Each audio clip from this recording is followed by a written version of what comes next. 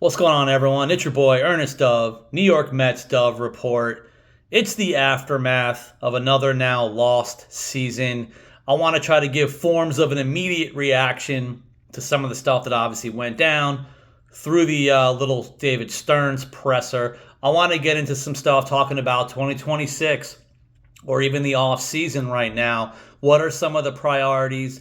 What are some of the projections now of some of the upper minor league players? Because again, talking about arguably the top farm system now in Major League Baseball, maybe even at least give it top three, top five. So I'm not avoiding any kind of biases as a consensus. Let's talk about who might be ready next, who might have already made their debut and maybe isn't even ready for the start of next year. I want to, in a way, answer some of your questions you've been answering or questioning online. Let me get right to it. Let's talk about it. The Mets obviously are out of it. Going into the offseason, what are the priorities? Some of the stuff sounds obvious. Pitching. All the rentals are going to be gone. All the, I guess, failed per David Stearns agreement pen arms are probably all going to be gone. There's going to be a lot of moves to be made. Now, as far as things like the pen, in-house, farm system, been talking about the same guys all year, might as well talking about what the next steps are. He technically made it to the majors without pitching. Dylan Ross, he's going to be a guy to look at throughout the offseason. Now he's on the 40-man.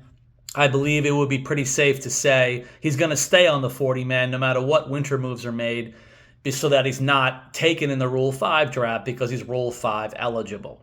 Does that mean he's a replacement for Edwin Diaz? Absolutely not.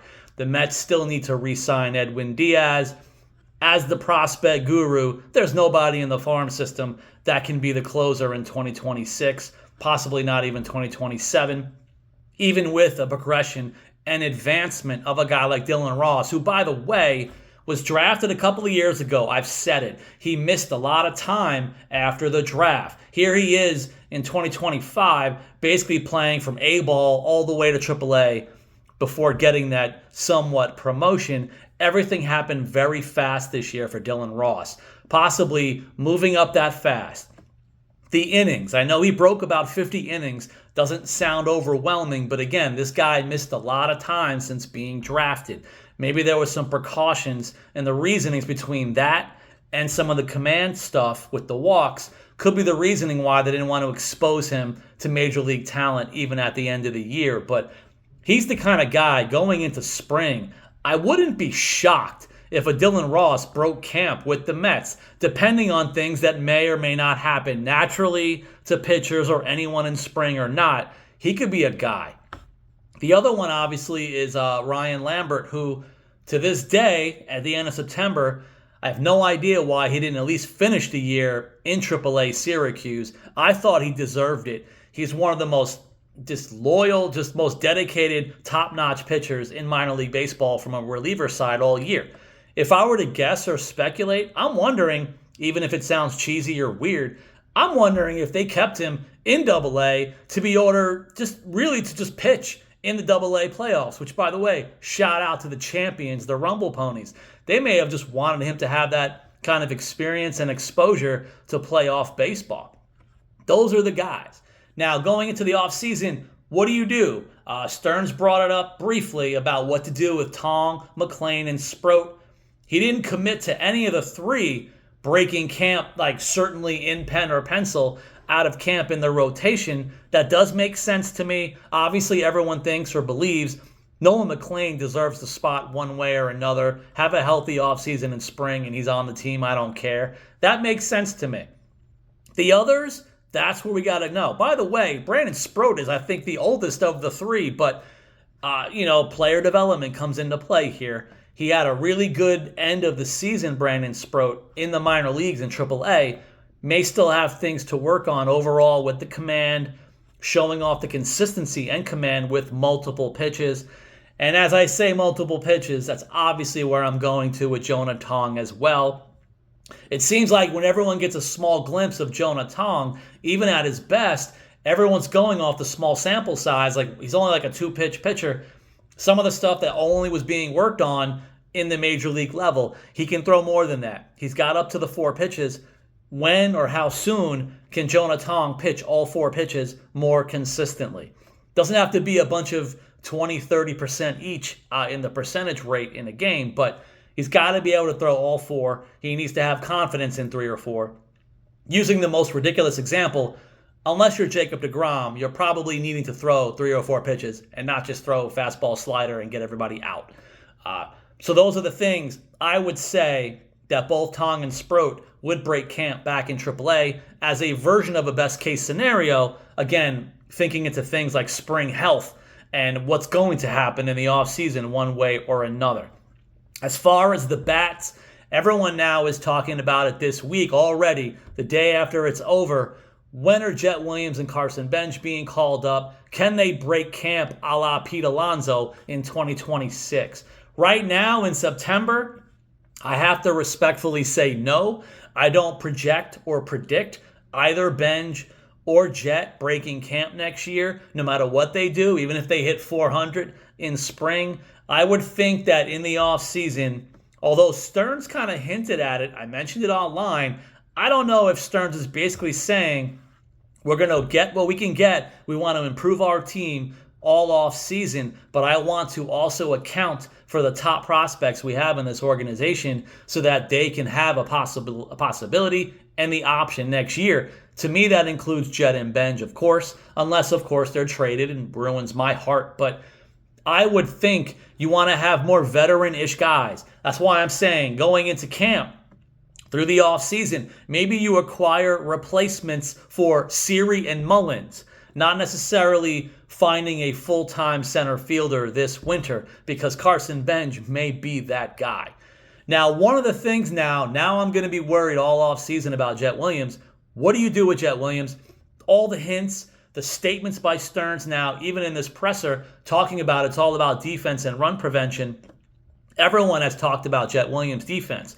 Whether it's short, second, or even his time in center field, he's not elite at either of the 3 positions. So that's why it's going to be interesting now. I say Jet Williams has more of a hit tool and even more power than a guy like Luisangel Acuna. But, can he make the jump? And what is the defense like? Because he does not have Acuna's glove at either of the 3 positions.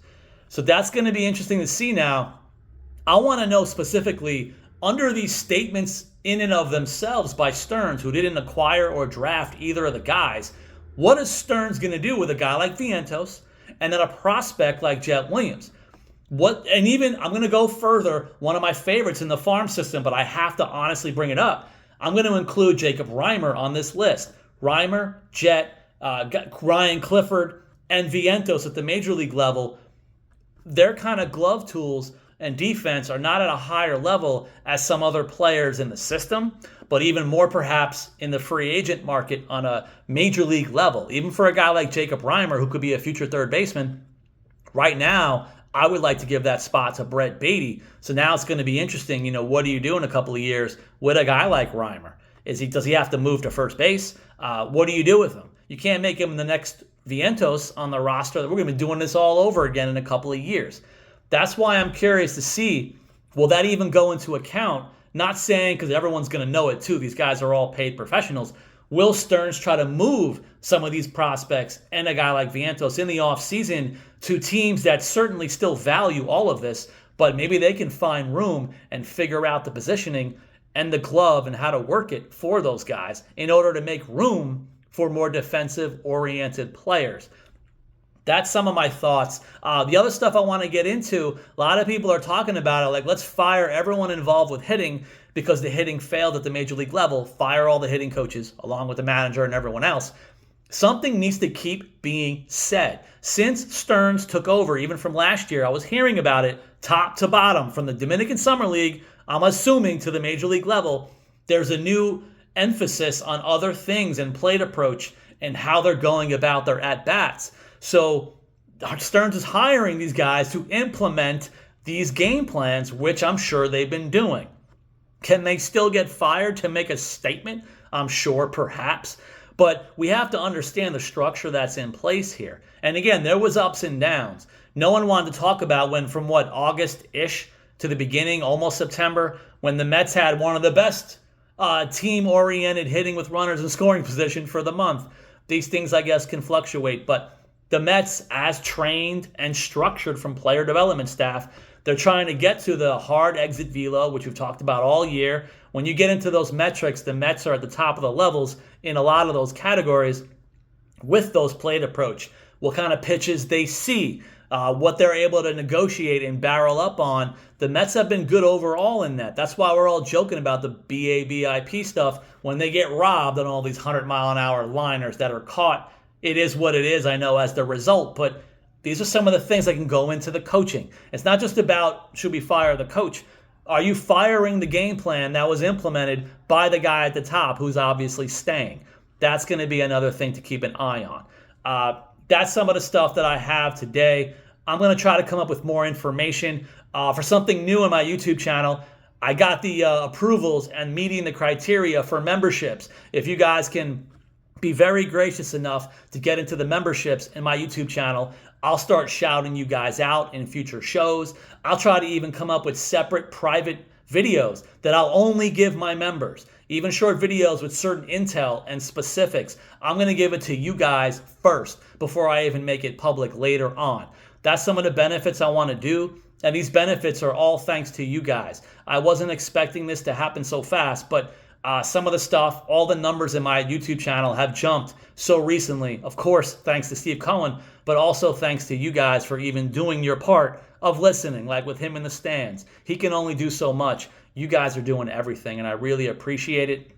I'll start getting my videos up. I want to make more interviews as soon as possible. I'll start checking in with my player friends. I hope to hit you guys up with even more and more solid content. Thank you.